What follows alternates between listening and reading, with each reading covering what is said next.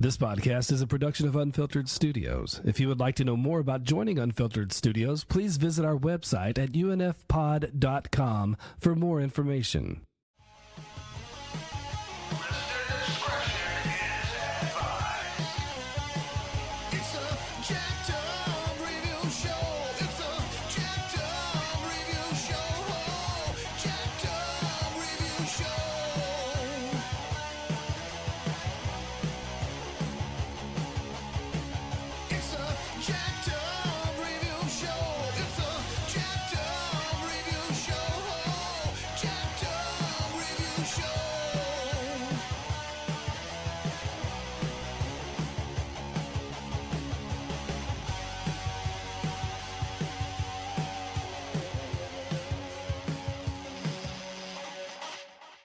Welcome all. So we're getting into some other mini-sodes, and I have yet to see anybody take these on, and hence why we're basically a cult movie, TV, book, and comic podcast, even video games. But yeah, I thought I'd go into even deeper cuts by discussing the Crimson Rivers movies. They're based on a book. And like many movies, they owed so much to other Hollywood serial killer films like Silence of the Lambs and Seven. The first one especially was even noted by many critics as being similar to the original version of Insomnia, as well as having some adventure sequences that felt like they belonged in something like Cliffhanger or The River Wild.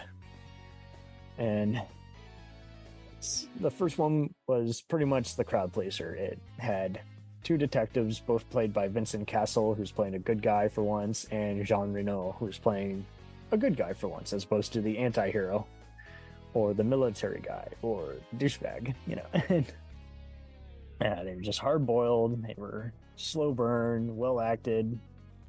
They had some plot holes, and some people complained that the fight scenes weren't necessarily realistic, but it didn't matter. It just Mathieu Kassovitz, who had acted in movies like Amelie and Munich, and had originally achieved some fame with doing the excellent 90s crime drama La Haine, which stands for Hate.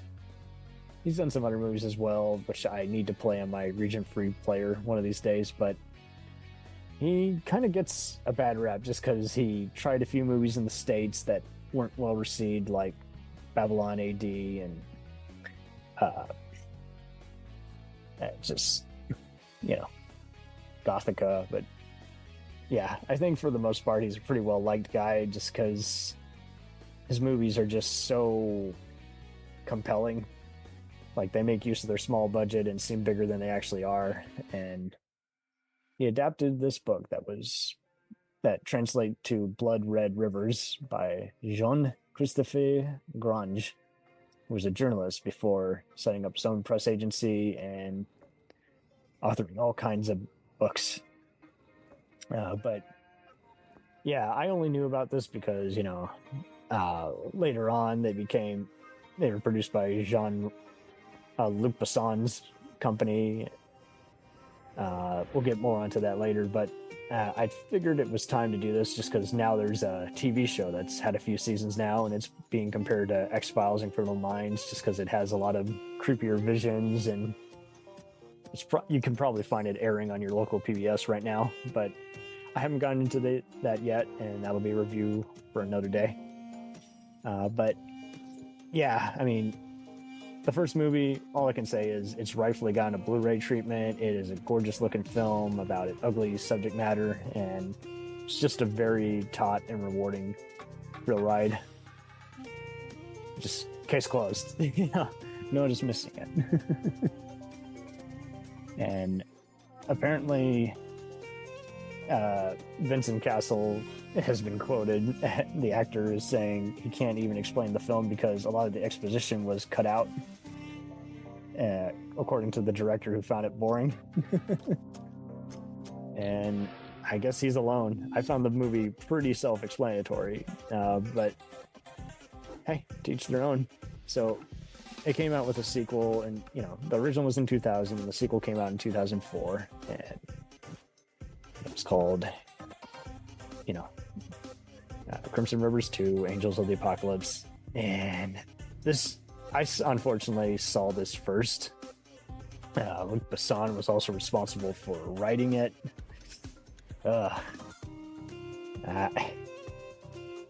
think just whoever the director, Olivier Dahan, who, despite doing a great job with La Vie en Rose, the period drama award-winning movie, he's apparently done some other promising films, but yeah, I don't know, man. Like, this felt like a poorly done, like, Michael Bay produced or lesser Tony Scott film. I know this director's done other stuff like the period drama Grace of Monaco, which is very awful. So I will give him some more chances, but man, it was rough. And I think the reason was it showed, I have nothing wrong with violence, but like it showed it in a way where it was like, it felt like, much like 8mm was like a lesser version of 7, it kind of was like one of the lesser 7 knockoffs. Like, it just showed you all these morbid, gratuitous crime scenes. It was like, see, look at it. Can you believe what you're seeing? And it was just one of those, I'm like, no, thank you. I don't need to see this. It's not shocking. It's not taut. It's not getting me riled up to root for the heroes to take down the awful, serial killers. And due to Besson's involvement, it just feels like one of his other kung fu movies. So, too many cooks in the kitchen. It does not mix at all. The fight scenes are lame. They're just too shaky. And nothing against the leading man, Bennett Majamel. He was doing his best job. He's apparently done a lot of other French movies, like The Piano Teacher, which is an erotic psychological drama from '01. He's done all kinds of other TV. Even has dubbed the Ken doll in Pixar's Toy Story 3. He was in Special Forces, the 2011 war movie with Diane Kruger and Jamal Hunzao. So he's done some other stuff. He's exploding. But yeah, this is the first thing I saw him in, and I could just tell, like, they just wanted him to be a handsome detective who kicks ass for no reason. We don't know why he has a special set of skills. And it was... Jean Reno was pretty much anchoring the movie, even though it let him down. He had just generic dialogue to shout out, and the action just sucked. Like, the car chases were just there just because they needed to pan out the movie, not because it was moving the story along and earning the excitement.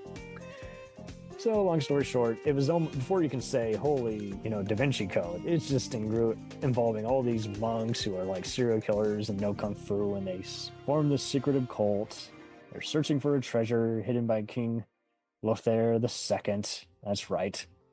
Of the ring thing. I can't fucking pronounce today. And Christopher Lee was the main European bad guy. And so he's pretty much back in James Bond mode. But I was intrigued. I'm like, oh my God, everyone's favorite villain actor, Dracula, Star Wars, Lord of the Rings. And it's like, no, they didn't give him anything good to do. He kills himself just because, like, he's making this part of the sacrifice. It just felt like they had watched too many comic book movies like X-Men or Blade, the fun, pre-MCU phase. And it never added up together.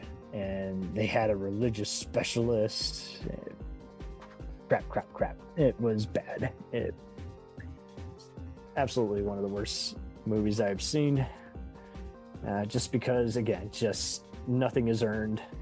It's just hackneyed. The music video style editing isn't even cool. It's just... this river did not flow, so to speak. So, now that you got my lame dad joke... but if there's any good compliment I can say about it, it got me into the original movie. So there you got it. It made me aware of that other movie's existence. And I don't know why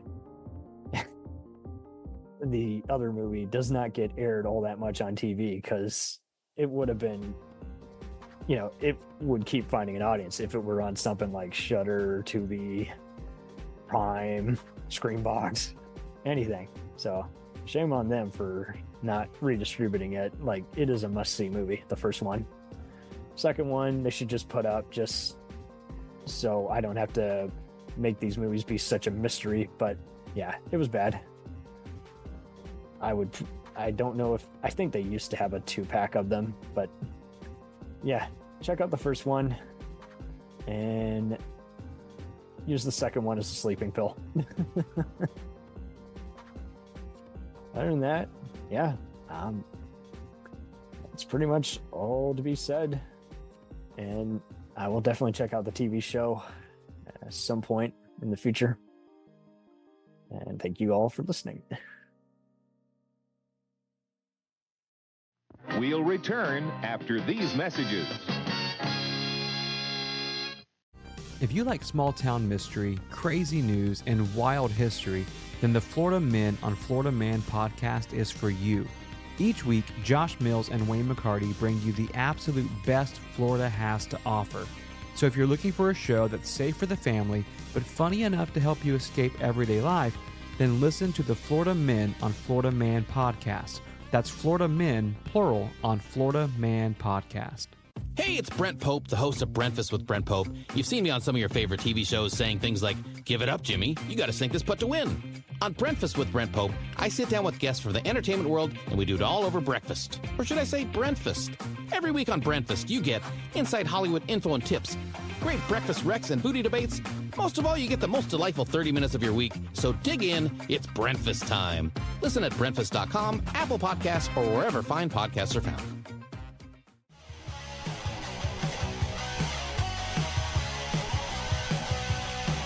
Follow us on the web on Facebook, Twitter, and Instagram.